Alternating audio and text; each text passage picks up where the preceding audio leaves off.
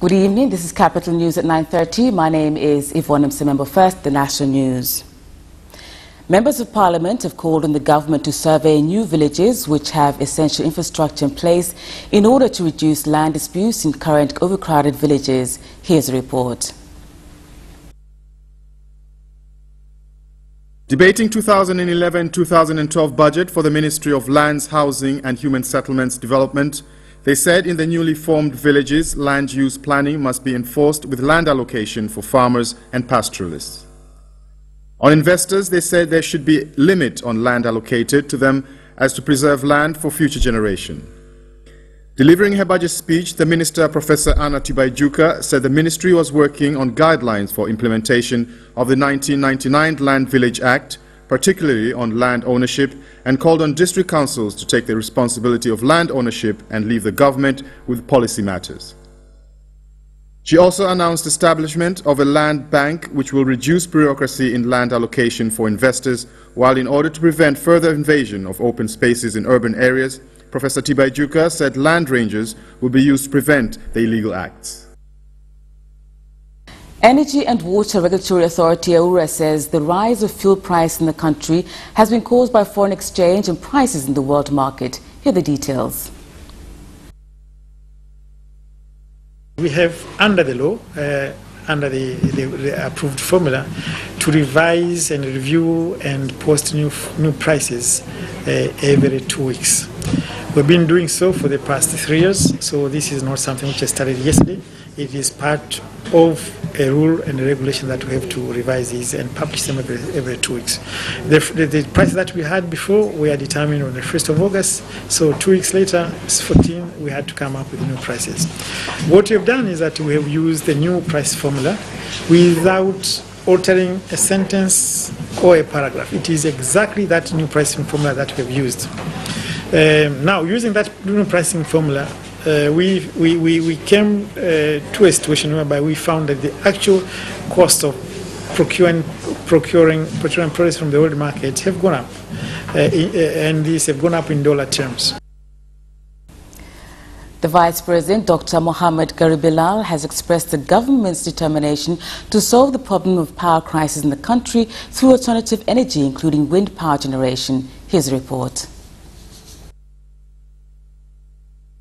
He was speaking during an audience with British High Commissioner Diane Corner and German Ambassador Klaus-Peter Brandes, who spoke on wind power generation in the country. During a courtesy call to his office, the British High Commissioner said she would like to see a wind power generation project in Singida region is completed by the year 2013 as scheduled. The German ambassador said Tanzania will only make development strides if there was enough power, including wind electricity.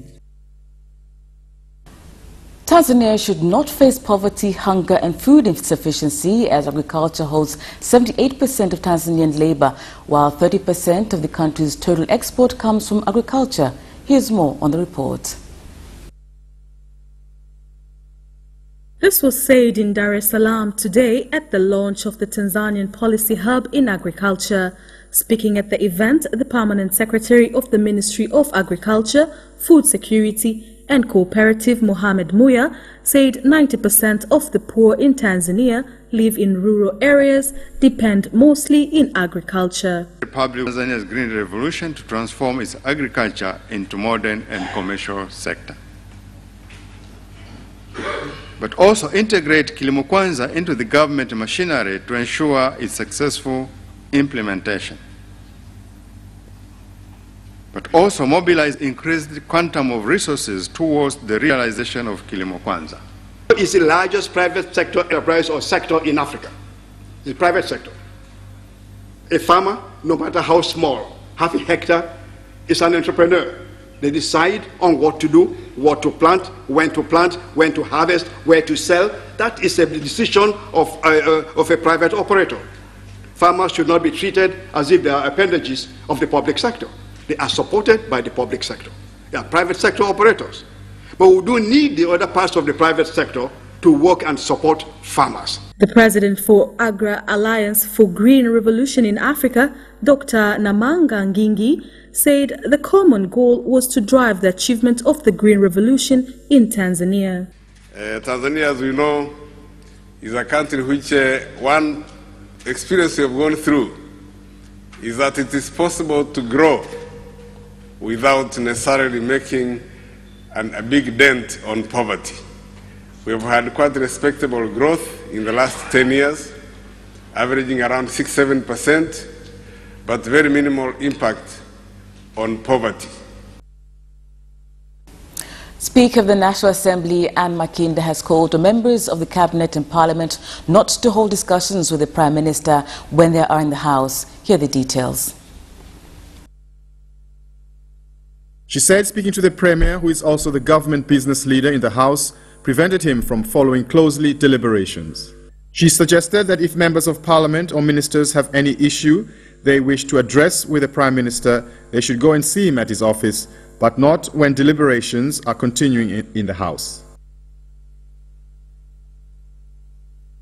Morogoro region says some areas of Eastern Arc Mountains Forest in Kilosa district have been invaded with people carrying out illegal activities such as farming and logging, tree felling for charcoal. Here is more on the report. Villagers around Mamiwa Forest in Kilosa district, who are also involved in conservation of the forest, said that the invasion was threatening existence of water sources and causing environment degradation. Some village leaders and forest conservation stakeholders say invasion of the forest by people was mainly due to poverty. Speaking after a visit to the forest expert from Tanzania Forest Conservation Group, TFCG, now implementing a new forest project funded by the British government, called on the government to take urgent measures to save the forests. Swiss Ambassador Adrian Sklarfa says his country will continue to give priority in promoting English language for teachers and students of primary schools in Tanzania as part of a strategy to improve the standard of education in the country. Here are the details.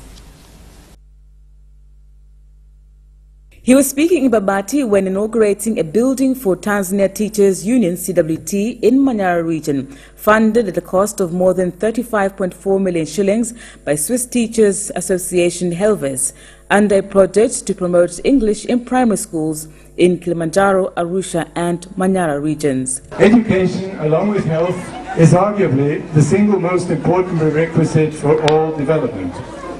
Certainly infrastructure like roads, harbors, communication and energy, and good governance matter much as well.